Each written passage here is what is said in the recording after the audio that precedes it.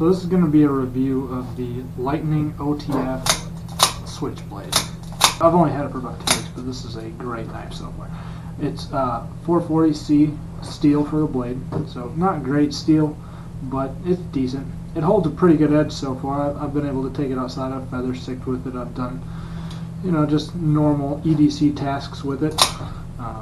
Open boxes, cut paper. It is sharp enough to shave.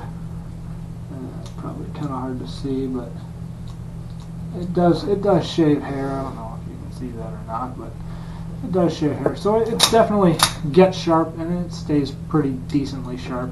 Again, 440C steel, not great steel, decent steel. Haven't had any issues with the lockup. It's got some play in the blade, but it costs $40, so it's not like it's a Microtech. This is my second OTF knife. The first one I bought at a gun shop for $35. It says Microtech on it. It's not a Microtech. This is a knockoff. It's decent. Again, the steel on this one, the guy when I bought it told me it was 440C, which it might be. This steel though is crap. I sharpened it. I took it on a Lansky. I sharpened it. It was really sharp. I used it a couple times to open a couple boxes. It lost the edge really fast. So it's okay.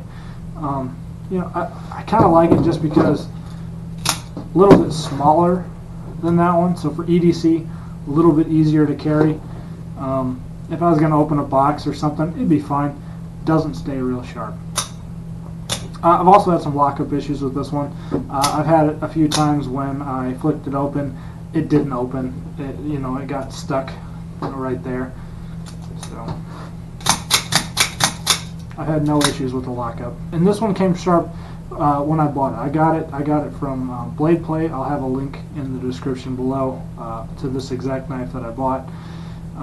And it came sharp from them. It was quite sharp when I got it. All I did was I stropped it with a little bit of polishing compound on the strop, and I got a little bit more of a mirror finish on the edge there, which I don't know if you can see or not, but that seemed to work really well, and it stayed sharp. So I like that knife.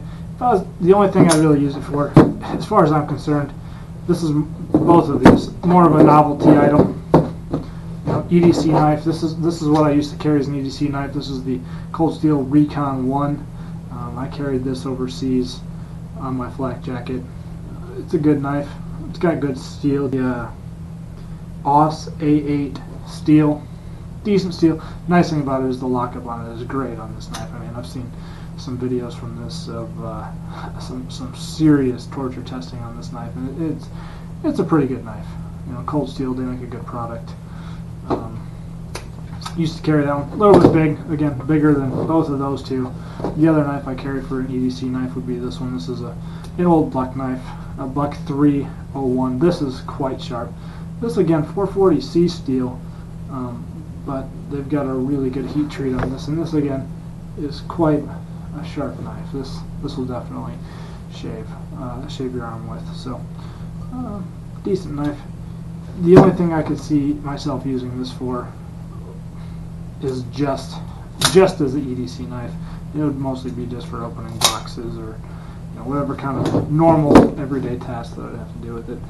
But they're cool. Mostly they're just cool.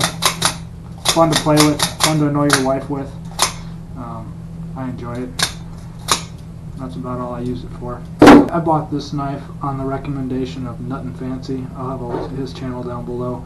If you need any reviews on knives or basically any kind of gear, he's got tons of reviews out. He puts out reviews on great knives all the time. Once I watched his review on it, I realized that this was probably a better knife than the one that I had purchased, so I decided to go ahead and give it a try. And at $40, I figured I couldn't go too far wrong, so I bought it. And I've had it for a couple weeks, and I've carried it, and thus far I really like it. So far this has been a great EDC knife. It does everything I need it to do. Is it a knife that I would take out in a survival situation with? Probably not. As far as what I need for an EDC knife, yeah, this works great. Nice because I can whip it out, do whatever I need to do whatever I need to do with it, and then flip the blade away, put put it back in my pocket and I'm good to go. You know, where with this one I can flip it open, but then, you know, to get it closed I really need a couple hands. Same with this one, you know, if I need to get this knife blade out, 2 hands to open it and then, you know, close it again.